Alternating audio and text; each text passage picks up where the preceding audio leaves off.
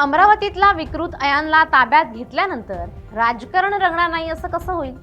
नेते आपली राजकीय पोळी भाजण्यासाठी वाद करणार नाहीत असं होणारच नाही. आता याही प्रकरणात तेच होतंय.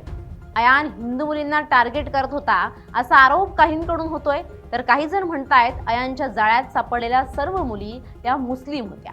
त्यामुळे यात नेमकं खरं काय याचा आढावा आपण या व्हिडिओतून घेणार आहोत. नमस्कार, मी मृणाली पिळणकर. अमरावती जिल्ह्यातील अचलपूर आणि परतवाडा जुळ्या शहरांना हादरवून सोडणारं अयान अहमद तन्वीर प्रकरण सध्या संपूर्ण महाराष्ट्रात चर्चेचा विषय ठरले. या प्रकरणाचं गांभीर्य केवळ त्यातील गुन्ह्याच्या स्वरूपापुरतं मर्यादित राहिलेलं नाही, तर त्याला मिळालेला धार्मिक रंग आणि त्यानंतर पोलीस तपासातून समोर आलेली वस्तुस्थिती यामुळे या प्रकरणाला एक वेगळं वळण मिळाले. सुरुवातीला या प्रकरणाकडे एका विशिष्ट कोणातून पाहिलं जात होतं, परंतु जसजसा तपास पुढे सरकला तसतसे यातील थरारक आणि धक्कादायक वास्तव उघड होत गेलं. या प्रकरणाची सुरुवात झाली ती काही आक्षेपार्ह व्हिडिओ सोशल मीडियावर व्हायरल झाल्यानंतर. मुख्य आरोपी अयान अहमद तन्वीर यांना आपल्या मोबाईलमध्ये शेकडो मुलींचे अश्लील व्हिडिओ काढून ठेवल्याचं समोर आलं. यानंतर स्थानिक स्तरावर प्रचंड संताप व्यक्त झाला. सुरुवातीच्या काळात काही स्थानिक नेते, हिंदुत्ववादी संघटना आणि समाजकंटकांनी असा दावा केला की या प्रकरणात मोठ्या संख्येनं हिंदू मुलींना लक्ष्य करण्यात आले. याला लव्ह जिहादचा एक मोठा कट असल्याचं संबोधण्यात आलं. अनेक सोशल मीडिया पोस्ट आणि व्हॉट्सअप ग्रुपवर असा दावा करण्यात आला की आरोपीनं हिंदू मुलींना जाळ्यात ओढून त्यांचं धर्मांतर करण्याचा किंवा त्यांना ब्लॅकमेल करून त्यांचं शोषण करण्याचा प्रयत्न केला. या दाव्यांमुळे परिसरात तणावाचं वातावरण निर्माण झालं होतं. काही व्हायरल फोटोंमध्ये पीडित मुलींनी हिजाब किंवा बुरखा घातलेला दिसत होता. यावरून असा संशय व्यक्त केला गेला की हिंदू मुलींना जबरदस्तीनं बुरखा घालायला लावून त्यांचे व्हिडिओ बनवले असावेत.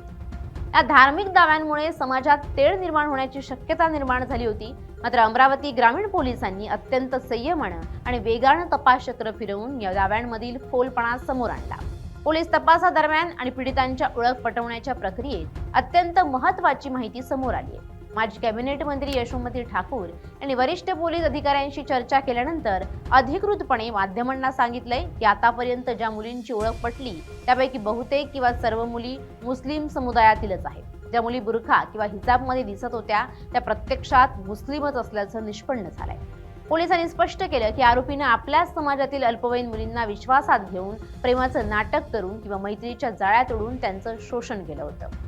350हून अधिक व्हिडिओंची तपासणी अद्याप सुरू असली तरी आतापर्यंतच्या अधिकृत माहितीनुसार पीडितांमध्ये मुस्लिम मुलींची संख्या सर्वाधिक आहे. यशोमती ठाकूर यांनी या संदर्भात भूमिका मांडताना सांगितलंय की पीडिता कोणत्याही धर्माची असली तरी ती शेवटी एक मुलगी आहे आणि तिच्यावर झालेला अन्याय हा मानवतेवर झालेला अन्याय आहे.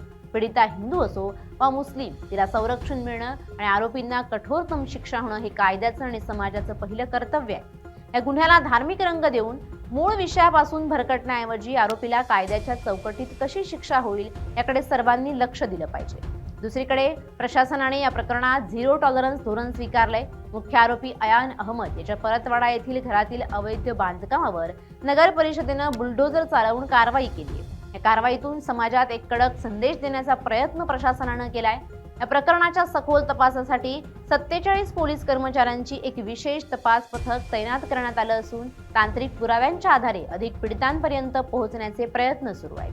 सध्या या प्रकरणाची व्याप्ती खूप मोठी आहे. मोबाईलमधील डेटा, सोशल मीडिया चॅट्स आणि क्लाउड स्टोरेजमधील व्हिडिओंची तपासणी करण्याचं मोठं आव्हान पोलिसांसमोर आहे. जोपर्यंत सर्व 350 व्हिडिओंची आणि त्यातील व्यक्तींची ओळख पटत नाही तोपर्यंत पीडितांच्या नेमक्या संख्येबद्दल आणि त्यांच्या सामाजिक पार्श्वभूमीबद्दल अधिकृतपणे भाष्य करणं घाईचं ठरेल असं पोलिसांनी नमूद केलंय.